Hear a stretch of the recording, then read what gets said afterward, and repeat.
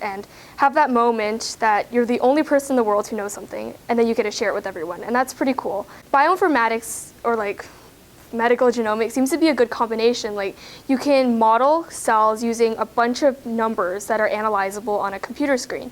So since sophomore year, I've really been interested in that. So that's kind of where my Intel project spawned off of. My project was about predicting metastases in breast cancer. So this is a current problem. So we have breast cancer patients.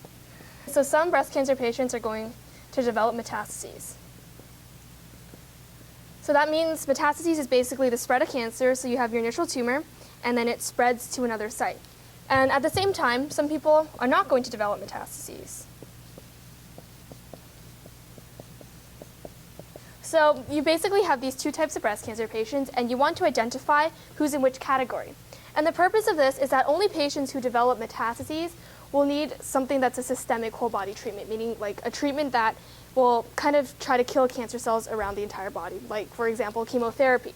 And the patients who are not metastatic would not need this kind of treatment.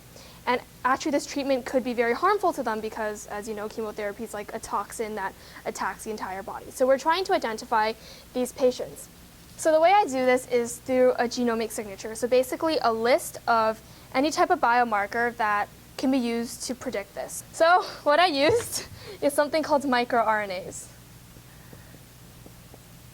So microRNAs are basically these small segments of RNA, so they're very small. They're 19 to 25 nucleotides long. And basically what they do is they play roles of regulation in cells. So let's say, for example, we have another RNA. So this RNA is going to code for a protein. This microRNA can bind to the RNA, and it can cause the entire thing to be cut up. So then we no longer have this protein, so this gene isn't expressed.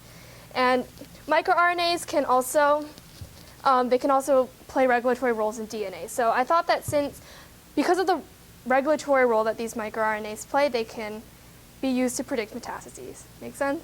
Yeah? Okay. I use a microarray, and a microarray is basically a chip, and it has a bunch of probes on it. So let's pretend this is a microarray. It has a bunch of probes. Whee!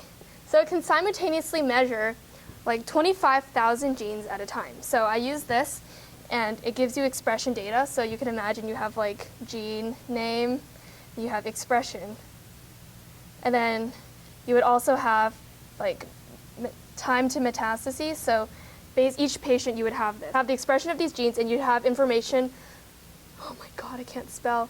So you'd have information on whether or not they metastasize. And then basically what you try to do is you try to correlate the presence of metastases with the expression of these genes. Well, I didn't really use gene expression, so I actually integrated two types of data. So on one hand, I had the expression of genes, and on the other hand, I had the expression of microRNAs. So it's kind of like how much of it exists in the cell.